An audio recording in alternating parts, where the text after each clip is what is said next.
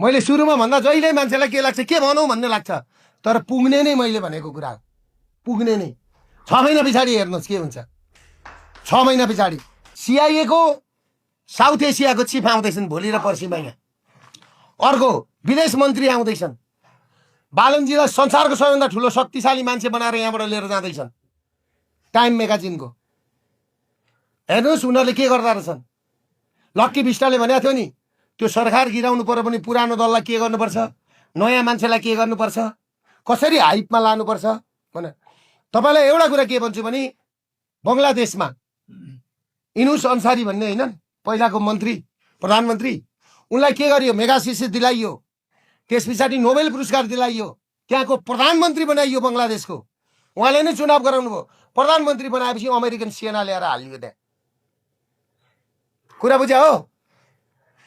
आङ सान सुकीलाई पनि नोबेल शान्ति पुरस्कार दिइयो, तर त्यहाँ चाइना र इन्डियाले के गर्यो भने उनीहरूलाई खतरा हुन्छ भनेपछि त्यहाँ सैनिकको कु गरेर आजसम्म आङ सान सुकीलाई थुनेको छ।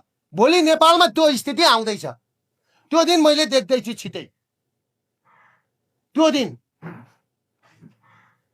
र आज हाम्रो प्रधानमन्त्रीलाई संसारको कति नम्बरमा राखेको छ अहिले, शक्तिशाली 24 नम्बरमा होइन।